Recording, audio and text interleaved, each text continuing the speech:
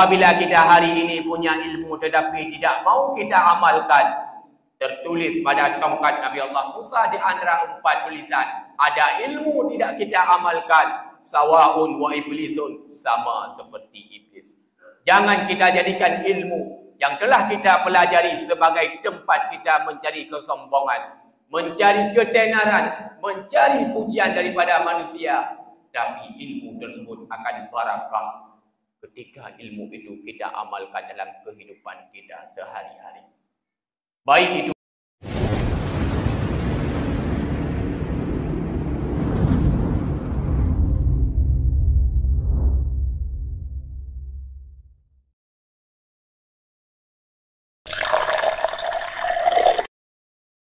Alhamdulillahi Rabbil Alamin, wa bihi nasta'inu ala umuri dunya waddin. Allahumma salli ala Sayyidina Muhammadin wa ala alihi wa sahbihi ajma'in. Allahumma ij'alna hadza jam'an marhuma wa tafarruqana min ba'dihi tafarruqan ma'suma. Sadaqallahul azim wa sadaqar rasuluhun nabiyul karim. Setelah kita memuja dan memuji kepada Allah Subhanahu wa taala dan bersalawat kepada baginda Rasulullah sallallahu alaihi wasallam dan kepada keluarganya dan para sahabat beliau sekalian, mari yang saya muliakan terutama sekali kepada guru kita bersama, Imam besar masjid beserta seluruh pengurusnya yang insya-Allah Allah muliakan. Juga yang mulia kepada guru-guru kami dan orang tua kami kaum muslimin, para hamba Allah sidang jamaah Jumat yang dimuliakan Allah Subhanahu wa taala. Dalam sebuah hadis Rasulullah sallallahu alaihi wasallam bersabda, "Qiwamud dunya bi arba'ati asya, bi ilmil ulama, wa bi adlil umara, wa bi saqawatil aghniya, wa bi du'ail fuqara." Dalam hadis tersebut Rasulullah sallallahu alaihi wasallam menjelaskan yang bahwasanya untuk tegaknya dunia ataupun kokohnya dunia, maka harus ada 4 perkara ataupun 4 indikator. Adapun yang pertama yang membuat tegaknya ataupun kokohnya dunia yaitu bi ilmil ulama, dengan ilmunya ulama. Tak akui ataupun hana tak sadari ataupun tidak, hari ini kita mampu mengetahui membedakan antara hak dan batil, antara halal dan haram. Ini tidak lepas daripada ilmunya ulama. Hari ini kita mampu melakukan ibadah dan kebaikan secara benar kepada Allah. Ini pun tidak lepas daripada bimbingan ilmu ulama. Maka muliakanlah ulama, cintailah ulama dengan kita sering-sering belajar ilmu agama. Karena orang yang memuliakan ulama sama seperti memuliakan Nabi. Orang yang memuliakan Nabi sama dengan seperti memuliakan Allah. Orang yang memuliakan Allah tidak ada tempat lain di akhirat melainkan syurga beserta kenikmatannya. Tapi sebaliknya, apabila kita hari ini benci ataupun hina kita kepada ulama, bengih katanya kepada gurai-gurai yang dalam kampung, yang kepublik katanya gubernur ilmu agama kepada katanya, maka sama dengan kita menghina ataupun marah kepada Rasulullah. Orang yang benci kepada Nabi sama seperti benci kepada Allah. Orang yang benci kepada Allah tidak ada tempat lain di akhirat melainkan neraka beserta azab-azabnya. Diakui ataupun tidak, al-ulama warasatul anbiya, ulama adalah pewaris daripada para nabi. Ulama merupakan manusia yang diangkat derajat oleh Allah.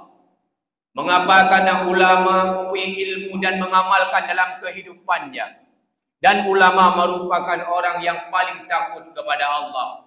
Dalam surah Al-Fatir ayat 28 Allah berfirman, "Innama yakhsyallaha min ibadihil ulama." Sesungguhnya yang paling takut kepada Allah di antara hamba-hambanya itulah ulama. Itanyo kadang-kala baru merasa hati, merasa sedih ketika ulamanya kagak pulang di Allah. Tadu ba kedai kopi laki maaf. Bahawa dia takkan bangun. Cukup sayang tunggu bulan kagak pulang di Allah. Abu Kulin kagak pulang di Allah. Tetapi ketika masih ada guru-guru kita di dalam kampung kita, di dalam negeri kita, tempat kita belajar ilmu agama, tetapi berat langkah kita untuk mengikuti majlis ilmu agama, untuk belajar ilmu agama. Ketahuilah, mempelajari ilmu agama itu kewajiban bagi kita bersama. Ba masjid kena nak buat pengajian bari kita ikuti. Cukup rugo udip dalam dunianya apabila legenanya mempunyai kesempatan untuk belajar ilmu agama, tetapi kita tidak mau belajar ilmu agama. Ketika hari ini kita diberi kesempatan oleh Allah mampu mempelajari ilmu agama kepada guru-guru kita bersama, para alim ulama, maka ilmu yang telah kita pelajari mari kita amalkan dalam kehidupan kita sehari-hari. Apabila kita hari ini punya ilmu tetapi tidak mau kita amalkan, tertulis pada tongkat Nabi Allah Musa di antara 4 tulisan, ada ilmu tidak kita amalkan, sawaun wa iblisun, sama seperti iblis. Jangan kita jadikan ilmu yang telah kita pelajari sebagai tempat kita mencari kesombongan, mencari ketenaran, mencari pujian daripada manusia. Tapi ilmu tersebut akan barakah ketika ilmu itu kita amalkan dalam kehidupan kita sehari-hari. Baik itu ilmu tauhid, ilmu fiqah, ilmu tasawuf, ilmu tajwid. Kita hari ini sehari semalam salat 17 rakaat. Dalam salat kita ada Al-Fatihah. Maka mari kita belajar ilmu tajwid dengan benar supaya kita mampu membaca Al-Quran dengan benar. Al-Fatihah merupakan rukun daripada salat. Maka bebu-bebu kita dalam tamiknya ilmu agama, karena kematian tidak pernah menunggu kita. Baik sampai wadai tadu dia ada kursi roda, penglihatan kita sudah kabul, pendengaran kita tidak akurat lagi, baru terbayang untuk tamiknya ilmu agama. Maka ilmu akan ada makna dan ada arti ketika ilmu tersebut kita amalkan dalam kehidupan kita sehari-hari. Apabila punya amalan, baik itu ibadah maupun kebaikan, tidak didasari oleh ilmu agama, maka ibadah dan kebaikan itu tidak akan diterima oleh Allah. Ilmu tanpa amal bagaikan pohon tanpa buahnya, adapun amalan tanpa ilmu bagaikan buah tanpa pohonnya. Ketika kita punya ilmu agama, akan membuat hidup kita takut kepada Allah. Bahkan urangnya yang berbuat maksiat kepada Allah, bahkan urangnya berani membunuh, berani begal dan lain sebagainya, karena tidak ada ilmu agama di dalam dada kita, sehingga tidak ada bendungan. Ketika tidak punya ilmu agama, maka rasa malu kita pun dicabut oleh Allah, sehingga kita tidak takut kepada ancaman ataupun azab Allah di yaumil kiamat kelak. Maka mari senantiasa yuk mantang beri kesempatan udip oleh Allah untuk kita mencari ilmu agama sebagai bekal kita ketika kita kembali kepada Allah Subhanahu wa taala. Itu yang pertama. Adapun yang kedua, yang membuat kokohnya dunia ataupun tegaknya dunia kata Rasulullah sallallahu alaihi wasallam, yaitu bi adlil umara, dengan adilnya pemimpin. Pemimpin yang adil sangat kita dambakan. Pemimpin yang adil sangat kita impiankan. Pemimpin yang adil merupakan pemimpin yang sangat setia kepada rakyatnya. Ketika hari ini kita menjadi pemimpin, kemudian kita setia kepada rakyatnya, tidak kita telantarkan anak yatim yang ada di dalam kampung kita atau negeri kita, maka ketika kita tidak lagi menjadi pemimpin, apakah itu kabeh jabatan 5 tahun ataukah dengan kata wabah Allah, maka nama kita akan dikenang oleh rakyat-rakyat kita. Bahkan Sultan Iskandar Muda dan tak ngoronyo mentang tak kenang namanya, padahal beliau sudah lama meninggalkan dunia ini, karena beliau merupakan pemimpin yang sangat setia kepada rakyatnya. Pemimpin yang sangat dekat dengan ulama. Jangankan orang lain, anak sendiri ketika berbuat maksiat tetap ada hukuman. Dengan tegas Sultan Iskandar Muda berkata, mati anakmu panjerat, gading adat ko dan ko kita. Inilah pemimpin-pemimpin yang kita dambakan. Pemimpin-pemimpin yang mau menghukum seperti yang ditetapkan oleh Allah. Pemimpin-pemimpin yang tidak takut dirempas jabatan. Pemimpin-pemimpin yang hanya gadah ya jabatan, tetapi mau menghukumkan sebagaimana yang telah diperintahkan oleh Allah. Pemimpin yang adil merupakan satu golongan di antara 70 golongan singa yang akan berupa naungan daripada Allah Subhanahu wa taala. Hari ini kita yang menjadi pemimpin, apakah pemimpin negeri, pemimpin negara, pemimpin kota, pemimpin kecamatan maupun setidaknya pemimpin desa, mari kita ikuti seperti Umar bin Khattab. Di mana Umar bin Khattab pernah marah kepada ajudannya Aslam ketika ada rakyatnya yang hidup terlantar, ketika ada ibu janda tua yang hidup dalam keadaan kelaparan. Apa jawab Umar? Nyo semata-mata salah kata Aslam. Hanya tak kontrol rakyat dalam keadaan kelaparan, anak yatim terlantar. Dengan rasa marah, Umar bin Khattab nejak bak Baitul Mal, nejok yang namanya gandum, nejok yang namanya daging, nunjuk ala kadar biaya, nunjuk kepada ibu janda tua tersebut selaku rakyatnya bersama anak-anaknya. Maka bawatanya ibu janda tua tersebut berkata, andai kata pemimpin kita sepertimu, sungguh rakyatnya akan merasa bahagia. Nyokuh yang sangat kita dampakan. Maka mari kita menjadi pemimpin-pemimpin yang adil, pemimpin-pemimpin yang setia kepada rakyatnya. Apabila kita hari ini menjadi pemimpin, kemudian kita berkuasa di atas segala-galanya, seakan-akan kita hidup selama-lama di dunia ini. Di dunia kita boleh lepas, tapi ingat bertanggungjawab di hadapan Allah di yaumil qiyamah kelak. Apabila kita hantar menghukum dengan hukum Allah, karena jabatan itu amanah Allah, maka besok di akhirat kita mesti bertanggungjawabkan di hadapan Allah di atas amanah yang telah Allah titipkan kepada kita hari ini. Nah, perleh nama kita dikenang oleh rakyat kita, maka jadilah kita hari ini sebagai pemimpin-pemimpin yang setia kepadanya. Ketika ada syiar-syiar agama, ketika ada yang namanya peringatan-peringatan hari besar Islam, mari kita pemimpin yang terlebih dahulu berada di barisan utama, sehingga ketika kita ajak rakyat kita pun akan mengikutinya. Karena perbuatan lebih tajam daripada perkataan. Begitu pula dengan kita hari ini yang menjadi pemimpin keluarga. Ya ayyuhalladzina amanu, wahai orang-orang yang beriman, qu anfusakum wa ahlikum nara, jagalah dirimu dan keluargamu daripada api neraka. Kita punya istri, kita punya anak, itu rakyat kita yang mesti kita bimbing, yang mesti kita didik. Apabila kita membiarkan mereka melakukan kemaksiatan dan tidak mau kita ajak mereka untuk berbuat ibadah dan kebaikan, maka kita akan dinamakan dayus. Jangankan syurga, bau syurga tidak akan tercium. Maka baiklah kita nyuruh bangga kadang-kadang ketika hari ini kita mampu berbuat ibadah dan kebaikan, tapi kita punya rakyat. Berbahagialah ketika rakyat-rakyat kita, yaitu istri dan anak kita, mau menjalankan apa yang diperintahkan oleh Allah. Mengapa hari ini berat keluarga kita mengerjakan apa yang diperintahkan oleh Allah? Dan senang berbuat kemaksiatan. Kadang-kala haba kita hai tengok selaku pemimpin dalam keluarga. Mungkin efeknya karena banyak makanan yang kita berikan kepada mereka mengandung yang haram. Banyak harta yang kita berikan kepada mereka mengandung yang haram. Sehingga hatinya menjadi keras.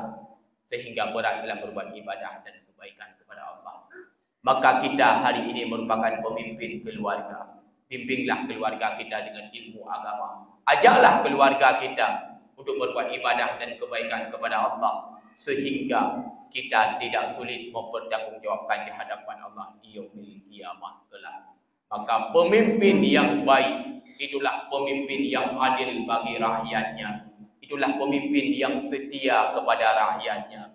Dan di dalam dunia ini harus ada pemimpin. Karena bila tidak punya pemimpin, maka manusia akan bermusuh-musuhan antara satu individu dengan individu yang lain. Seperti serigala memangsa akan kambing. Ketika ada rakyat kita yang bermusuh-musuhan, ketika rakyat kita ada yang dendam-mendendam, kita selaku pemimpin bijaksanalah dalam bertindak sehingga rakyat kita dalam keadaan aman dan tentram sepanjang masa.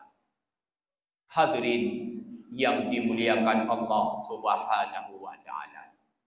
Adapun yang ketiga, yang membuat kokohnya dunia ataupun tegaknya dunia, yaitu bisa khawatil aghniya, dengan kedermawanan orang kaya. Dermawan orang kaya ini sangat dibutuhkan oleh orang-orang fakir. Ketika dermawannya orang kaya, orang fakir dapat minta bantuan. Ketika dermawannya orang kaya, anak yatim tidak hidup terlantar. Tapi ketika kita lebih harta oleh Allah, lebih kaya sebagai titipan backgrade kita yuk. Tak ilai kerap kedau dah dapat yuk kadang-kadang. Dumnan kelas grade kita yuk. Ingat harta itu depan belakang Allah. Lakai bertanggungjawab sehingga dia milik kiamat. Dari 4 harta yang tajam dan ke mana harta tersebut kita gunakan. Maka harta yang barakah, yang betul harta-harta kita, itulah harta yang kita infakkan, yang kita wakafkan, yang kita sedekahkan pada tempat yang diridha oleh Allah. Masjid kita dalam keadaan pembangunan, mari kita bantu dengan harta yang Allah titipkan kepada kita. Dalam hadis yang dirawi oleh Muslim, Rasul bersabda, "Man bana masjidan lillah." Barang siapa yang membangun masjid di dunia ini karena Allah, banallahu lahu fil jannati mislahu. Maka Allah akan membangun di akhirat kelak di dalam syurganya sebuah mahligai yang sifat dan ukurannya tidak sanggup kita jangkau. Maka baik tertunda-tunda dia kena ketika lebih harta oleh Allah untuk tamu sedekahnya dia betul-betul harta katanya. Yang kami tahu urau malam yang ketika tahu bahawa Allah harta tersebut akan diambil oleh ahli waris.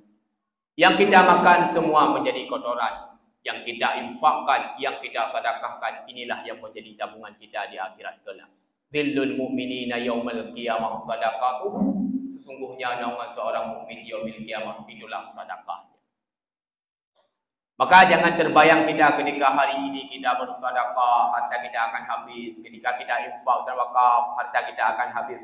Tetapi ketahuilah, orang yang banyak bersedekah walau sedikit sekalipun tapi secara istiqamah, itu lebih Allah cintai. Di masa Nabi Allah Musa alaihi salatu wassalam, ada seorang hamba Allah yang hidup dalam keadaan fakir miskin. Ucap Nabi Allah Musa, seraya ngimu doa kepada Allah untuk lebih kaya situn. Ketika kagubi kaya situn, maka hamba Allah tersebut yang fakir dan miskin tersebut pun banyak menginfak harta tersebut, banyak bersedekah. Sehingga kata wadai situn bahkan kali dalam kasih. Hira Nabi Allah Musa, seraya ditanya kepada Allah, ya Allah, pakad hamba don yang ilakai kaya situn, tapi mendeng cip kaya hana kasin pada hai wadai katru tempo kami. Puji oleh Allah, wahai Musa, andai kata lun berkasin hamba lun dari awal, sungguh lun sangat malai kepada hamba lun. Mengapa demikian ya Allah? Karena hamba lun dibuka pintu rezeki lewat sabah pintu, tapi diputun kaya lewat kejoboh pintu. Inilah menjadi inspirasi ataupun motivasi bagi kita yang kaya untuk senantiasa kita berwakaf, menginfak harta kita dan bersedekah di jalan Allah. Kahan ikliutan minimal 3 minggu ketika hari Jumat hari ini. Sisihkan uang kita walau RM5,000 untuk dapat seorang jeleng. Kadang-kadang sedekah kita hari ini merupakan sedekah terakhir dalam kehidupan kita. Betapa banyak orang yang sudah kembali kepada Allah, ingin kembali ke dunia ini untuk bersedekah karena mereka telah mengetahui akan kelebihan dan keutamaan sedekah tersebut. Adapun yang terakhir dalam waktu yang singkat ini, yang membuat tegaknya dunia ataupun kokohnya dunia, kata Rasulullah SAW, yaitu bi du'ail fuqara, dengan doanya orang fakir. Doa orang fakir sangat diperlukan oleh orang kaya. Celakalah orang-orang kaya apabila tidak didoakan oleh orang fakir. Orang fakir yang sabar di atas kehidupannya, dengan imannya yang kuat walau hidupnya dalam keadaan teraniaya, cukup mudah Allah nakabul doa ketika dia berdoa kepada orang-orang yang kaya untuk dimudahkan rezeki oleh Allah. Kita hari ini yang hidup dalam keadaan miskin, dalam keadaan fakir, jangan merasa hina. Jangan menjadi penghalang dengan sebab fakir tersebut untuk berbuat ibadah dan kebaikan kepada Allah, untuk mencari ridha-Nya Allah. Sahabat Nabi pun ada yang fakir tapi tidak menjadi penghalang untuk menuju syurga-Nya Allah. Di mana salah seorang sahabat Nabi yang bernama Abdurrahman bin Syab Ad-Dawsi Al-Yamani, yang biasa kita sebut dengan Abu Hurairah. Kenapa beliau dinamakan Abu Hurairah? Karena beliau sangat mencintai seekor kucing. Beliau merupakan sahabat Nabi yang fakir, di mana kaum muhajirin pada waktu itu sibuk dengan perdagangannya. Kaum Ansar sibuk dengan pertaniannya.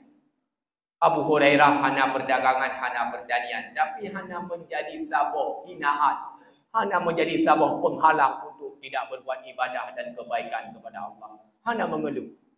Kecak wadai oleh Abu Hurairah bersama Rasulullah untuk menghafal hadis. Hanya kebuah kesempatan. Ditanya oleh Ghasin, berolah pada ibadah, berolah pada kebaikan, alasan buang hanya kaya. Ketika kagupi kaya, kalau ilmu cerita. Yang nama jenis manusia punya nafsu semansip. Tapi syukurilah apa yang telah Allah berikan. Inilah yang terbaik. Dumna kehafai hadis li Abu Hurairah selama bersahabat dengan Rasulullah walau hidupnya dalam keadaan fakir, 5,374 hadis. Hanya gebah-bah wadai kesempatan yang diberi Allah walau hidup dalam keadaan fakir. Ini pun menjadi motivasi bagi kita selaku hamba-hambanya Allah yang hari ini kadang-kala kita diberi oleh Allah dalam keadaan hidup fakir, hidup dalam keadaan miskin. Tapi jangan jadikan kita sebagai penghalang untuk menuju ridha-Nya Allah. Karena antara fakir dan miskin di sisi Allah itu sama. Tidak ada yang beda. Yang beda tok bak manusia sagai. Na motor, ngahana motor, na Honda, ngahana Honda. Tetapi bak Allah sama. Yang beda antara satu individu dengan individu yang lain, itulah ketakwaan. Inna akramakum indallahi atqakum. Sesungguhnya yang paling mulia di Allah, itulah orang-orang yang bertakwa. Apa itu takwa? Intisalu awamirillah wajtinabu nawahi, mengerjakan apa yang Allah perintahkan dan meninggalkan segala larangannya. Maka oleh sebab demikian, apabila 4 perkara tersebut sebagaimana dijelaskan oleh baginda Rasulullah SAW dalam hadisnya, yang pertama bi ilmil ulama, yang kedua bi adlil umara, yang ketiga bi sakhawatil aghniya, dan yang keempat bi du'ail fuqara. Mampu kita aplikasikan, mampu kita kokohkan di dalam negeri kita, wabil khusus dalam kampung kita. InsyaAllah negeri kita ataupun kampung kita akan menjadi negeri ataupun kampung yang aman, tentram dan makmur sepanjang masa, sebagaimana harapan dan dambaan kita bersama. Amin ya Rabbal Alamin. Demikianlah barangkali yang dapat saya sampaikan dalam waktu yang singkat ini. Mudah-mudahan menjadi renungan, pelajaran serta ilmu tambahan bagi kita bersama. Terima kasih atas segala perhatian. Mohon maaf di atas segala kesilapan, kejanggalan dan serba kekurangan lainnya. Alhamdulillahirabbil alamin. Allahumma salli wa sallim wa barik ala sayyidina Muhammad wa ala alihi wa sahbihi ajma'in. Ayyuhan nas ittaqullaha haqqa tuqatih wa la tamutunna illa wa antum muslimun. Bismillahirrahmanirrahim. Salamun qawlan min rabbir rahim. Sadaqallahul azim. Barakallahu li wa lakum fil Qur'anil azim wa nafa'ani wa iyyakum bima fihi minal ayati wa dzikril hakim wa taqabbala minni wa minkum tilawatahu innahu was-sami'ul basir.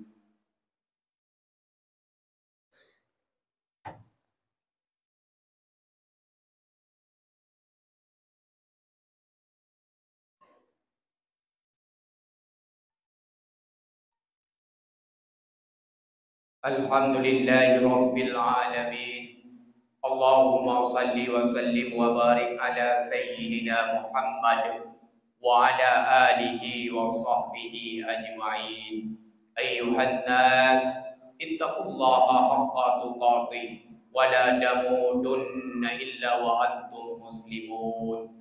Inna Allaha wa malaikatahu yusalluna 'alan nabi. Ya ayyuhalladzina amanu sallu alaihi wa sallimu taslima.